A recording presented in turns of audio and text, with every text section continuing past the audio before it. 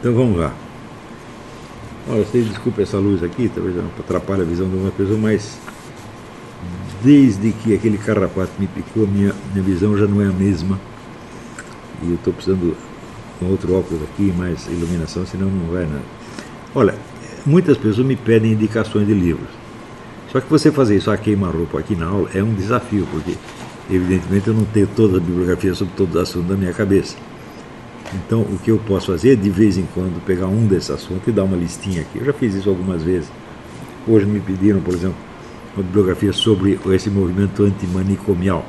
É um assunto muito interessante porque o pessoal da esquerda, através de psiquiatras esquerdos como Ronald Lang, Thomas Chazzy e outros, faziam uma campanha contra a existência dos hospitais psiquiátricos, dos manicômios, e recomendavam soltar todos os loucos na rua. Ao mesmo tempo em que na União Soviética eles prendiam tudo quanto é louco pelo resto da vida, e prendiam também quem não era louco só porque tinha falado mal do regime. Então essa coisa assim, pessoas ingênuas que acreditam num treco chamado ideologia, acreditam que o movimento político se define pela sua ideologia, como essa besta do Marco Antônio Vil, por exemplo, acha que o comunismo é a estatização dos meios de produção. Não entendo como essas coisas funcionam. Na verdade, qualquer movimento que se preze, né, ele tem que apoiar uma coisa, né, quando é a favor dele, e combater a mesma coisa quando é contra. Né? Quer dizer, o nome, os valores que estão envolvidos na coisa, eles nunca interessam em si mesmos. Se é contra ou a favor do aborto, por exemplo. Né? O movimento comunista pode ser a favor ou contra, conforme o momento. Se é contra ou a favor da internação dos louquinhos. Depende de quem são os louquinhos. Se são inimigos do regime soviético, sou inteiramente a favor da internação deles. Se são outras pessoas que querem botar todo mundo na rua para bagunçar a sociedade capitalista. E sempre foi assim. O discurso duplo é a coisa mais essencial do marxismo. Quando você fala dialética, Hegel definia dialética é espírito de contradição sistematizado. Espírito de contradição é o próprio diabo. Né? Então nós temos que aprender dialética, por quê? Porque senão eles nos fazem de trouxa. Tá certo? Mas a dialética é a arte de você pensar duas coisas opostas ao mesmo tempo. Por que você faz isso? Bom, pode ser porque, usando dialética no sentido aristotélico, você quer superar a dificuldade, né, saber qual das duas está certo, ou se a certa é uma terceira, assim por diante. Ou você pode usar as duas justamente porque você quer confundir o adversário, ou às vezes porque você quer se confundir a si mesmo e dar a si mesmo autorização para fazer A ou o contrário de A conforme bem lhe interessa. Que é o que mais se vê, né, no Brasil. Agora, o pessoal conservador liberal não tem prática dessas coisas, começa a discutir o conteúdo das opiniões e das propostas. E, por exemplo, se é a favor do movimento gay, eu digo, você procura reparar que a esquerda é a favor do movimento gay nos Estados Unidos e na Europa Ocidental, e é contra o movimento gay na Rússia e no país muçulmano. Agora, eu vou discutir uma coisa dessa, você é contra ou a favor do movimento gay? Eu não sou nem contra nem a favor, eu sou contra quem está inventando essa porcaria toda, criando essa confusão inteira. Entendeu? Quer dizer, por trás da luta de ideias existe sempre a luta de seres humanos, que são poderes reais. O que interessa é a luta entre os poderes reais que estão ali, e não o conteúdo das ideias, que são conteúdos sempre pretextuais. Você é a favor da economia planificada ou da economia de mercado? Eu digo, depende, porque os comunistas eles fazem economia planificada quando lhes interessa e fazem economia de mercado quando lhes interessa. O que interessa para eles é que eles sempre saiam ganhando, eles sempre são a parte vencedora, por aqui ou por ali. Né?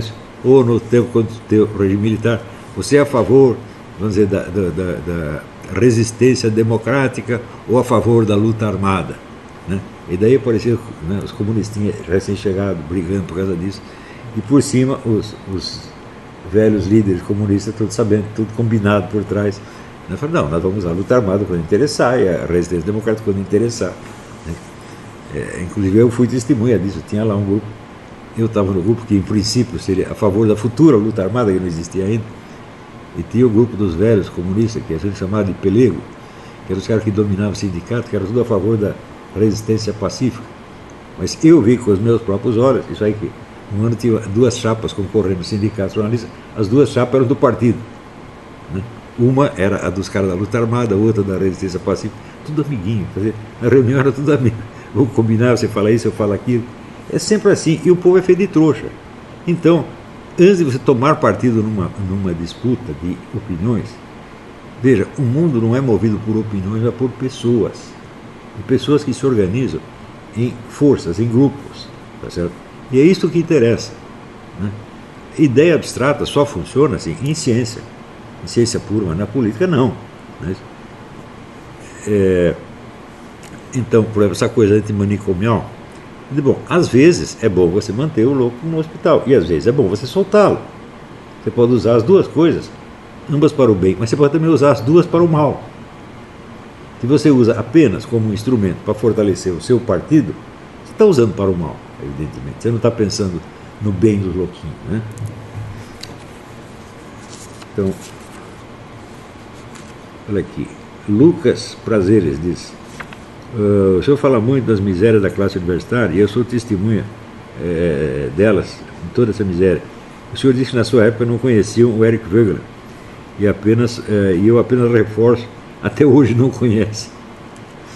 Minha pergunta em meio a tudo isso é: como seguir uma carreira acadêmica no meio de toda essa miséria? O senhor teria sugestões? Eu digo, é simples. Você não tem que se adaptar à carreira, você tem que adaptar a carreira a você, né?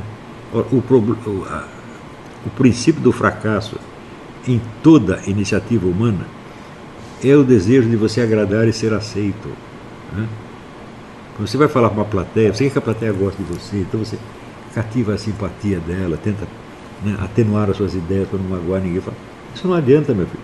Você ser agressivo também não adianta, né?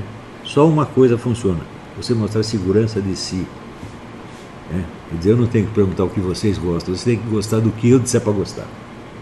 É assim que funciona. Napoleão Bonaparte era assim, Goethe era assim, Lenin era assim.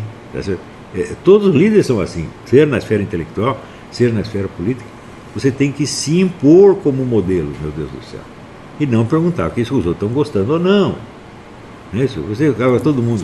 O candidato parece assim, que até o coitadinho apaixonado que vai pedir a mulher em casamento, pedir a filha do homem mais rico da cidade em casamento, e está lá morrendo de medo que ela vai dizer não. Ó, você vai fazer papel de palhaço, não é isso? Então nunca faça isso. Você tem que tomar aquela atitude, olha, eu estou aqui para ensinar, você está para aprender. É para o seu benefício, portanto não me enche o saco, fica quietinho e escuta, né? E pronto. Você não pode querer o mal do sujeito, né? Você não está lá também para humilhá-lo. Você está para ensinar, você tem que assumir a autoridade. A autoridade deve falar autor. Ou seja, você tem que entrar com o autor da situação é você. Você criou a situação, não eles. Então, se você vai dar uma entrevista, eu digo, bom, se a entrevista está ao vivo, no ar, então você faz isso. Se a entrevista é gravada, anotada para publicar depois, você grava tudo, porque você sabe que a pessoa vai distorcer tudo, e daí você publica tudo para esculhambar com a entrevista, né?